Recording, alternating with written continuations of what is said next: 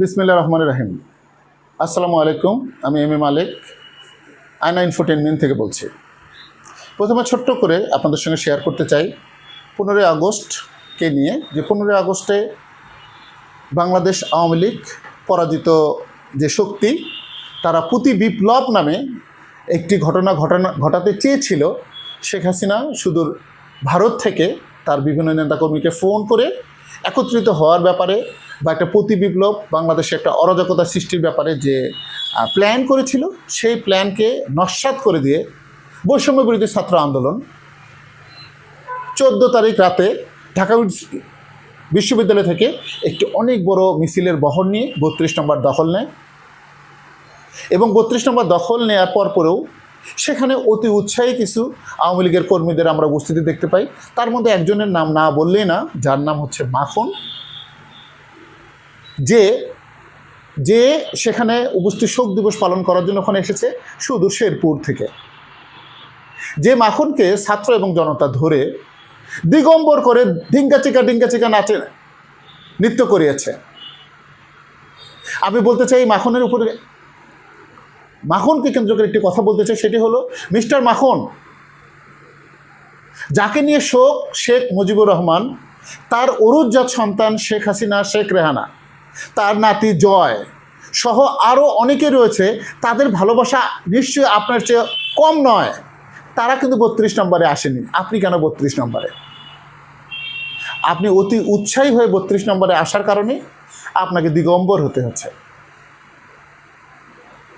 আমি মনে করি আন্দোলনে আপনার পক্ষে এবং বিপক্ষে অনেক কিছু কাজ থাকবে যেটাতে কন্ট্রোল করা যায় না। সো এই ঘটনাকে আমি তেমনভাবে খারাপভাবে দেখি না।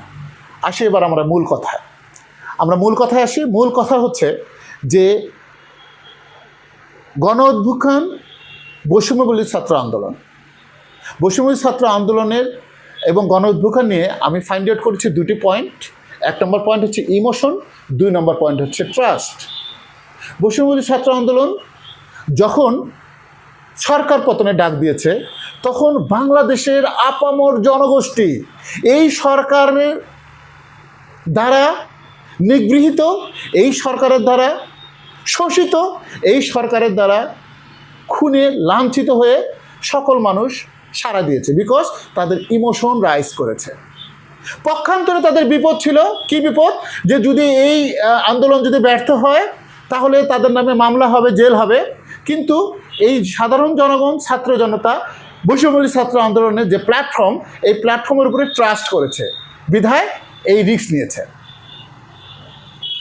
ইমোশন এবং ট্রাস্ট দুটো লেভেল কম্বিনেশন হয়েছে বলেই আমার মতো একজন সাধারণ মানুষ, আমি রাস্তায় নেমেছি, আমি লাঠি ধরেছি, সরকারের সেই গুন্ডা বাহিনীর বিরুদ্ধে ধাওয়া পাল্টা ধাওয়া করেছি।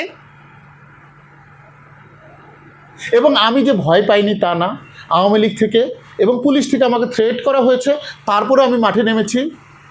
Do or die. আমি ভেবেছি যে এবারেই চান্স, যদি আমরা এই সরকারের পতন করতে না পারি তাহলে তার কোনোদিনও পারবো না।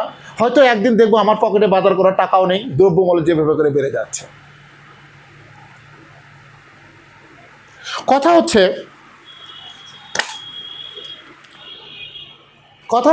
সেটা হচ্ছে যে ইমোশন এবং trust is not a constant, it's a variable thing. এটা কি হয়, ঘটনার ওপর প্রভাবিত হয়ে আপনার ইমোশন আপস এবং ডাউন করে। আপনার ইমোশন যখন কমে যায় তখন ট্রাস্ট লেভেলও কমে যায়, ইমোশন যখন বেড়ে যায় তখন ট্রাস্ট লেভেলও বেড়ে যায়। বৈষম্যবিরোধী ছাত্র আন্দোলন প্ল্যাটফর্মকে আমি বলবো যে আপনারা এমন কোনো কার্যক্রম করবেন না, এমন কোনো কথা বলবেন না যেখানে মানুষের ইমোশন লেভেল কমে যায়। মানুষের ইমোশন লেভেল কমে গেলে মানুষের ট্রাস্ট পড়ে যাবে, আর মানুষের ট্রাস্ট পড়ে গেলে আপনারা যদি ডাক দেন এই রাজপথে হয়তো মানুষ আর আসবে না। গতকালকে আমি দেখেছি এফবিসিসিআইয়ের প্রাক্তন কিছু কর্মচারীরা তারা একটা আন্দোলন করেছে তাদের চাকরি ফেরত পাওয়ার ব্যাপারে। সেখানে তারা থ্রেট করেছে যদি এফবিসিসিআই কর্তৃপক্ষ তাদের কথা না শোনে তাহলে তারা বৈষম্য বিরোধী ছাত্র আন্দোলনকে ডাক দেবে। What the hell is going on? বৈষম্য বিরোধী ছাত্র আন্দোলন কোনো গুন্ডা বাহিনী নয়। বৈষম্য বিরোধী ছাত্র আন্দোলন বাংলাদেশের আইন দ্বারা প্রচলিত সে পুলিশ বাহিনী নয়। আপনারা তাকে কেন ডাক দেবেন?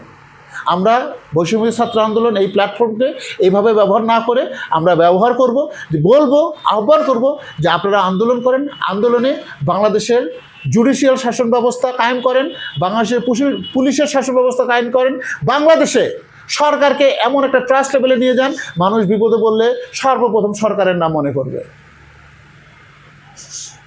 শেষ করছি আজকে। ধন্যবাদ সকলকে। আসসালামু আলাইকুম।